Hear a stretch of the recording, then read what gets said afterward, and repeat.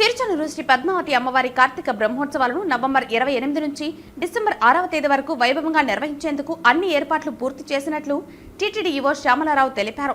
తిరుచానూరులో అమ్మవారి బ్రహ్మోత్సవాల ఏర్పాట్లను ఈవో అధికారులతో కలిసి బుధవారం సాయంత్రం పరిశీలించారు.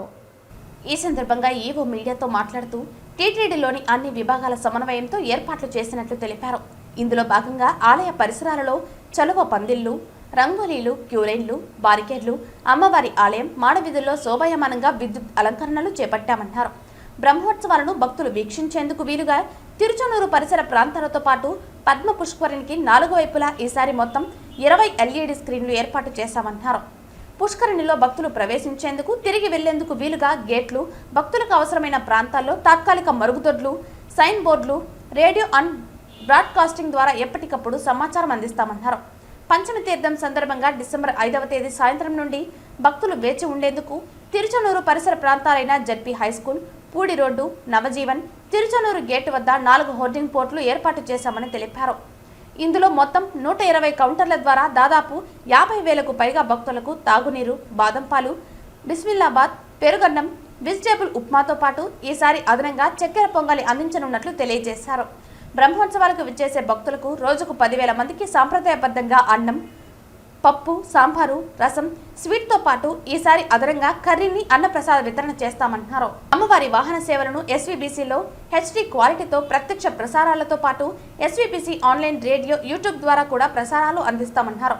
అమ్మవారి వాహన సేవలో 7 రాష్ట్రాల నుండి కళా బృందాలు, అలిపిరి నుంచి తిరుచానూరు వరకు నిర్వహించే శ్రీ పద్మావతి అమ్మవారి సారె శోభయాత్రలో 1000 మంది కళాకారులు పాల్గొంటున్నట్లు తెలిపారు. బ్రహ్మోత్సవాల్లో రోజుకు 300 మంది, పంచమి తీర్థం రోజున 600 మంది పారిశుద్ధ్య సిబ్బందిని నియమించినట్టు తెలిపారు. బ్రహ్మోత్సవాల్లో టీటీడీ భద్రతా సిబ్బంది, పోలీసులతో కలిపి 460 మంది, పంచమి తీర్థం రోజున 1500 మంది పోలీసులు, 600 మంది విజిలెన్స్ సిబ్బందితో కట్టుదిట్టమైన భద్రతా ఏర్పాట్లు చేశామన్నారు. బ్రహ్మోత్సవాల రోజుల్లో 500 మంది, పంచమి తీర్థం రోజు 1000 మంది శ్రీవారి సేవకులు, 200 మంది స్కౌట్స్ అండ్ గైడ్స్ భక్తులకు సేవలు అందిస్తారన్నారు.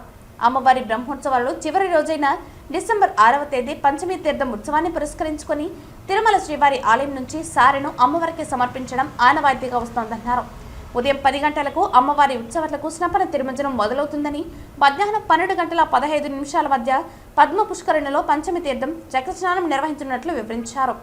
ఈవో వెంట JEO Veerabrahmam, CVSO Sridhar, CE Satyanarayana, SC Jagadishwar Reddy, deputy EO Govindarajan, VGO Sadalakshmi, ఇతర అధికారులు పాల్గొన్నారు.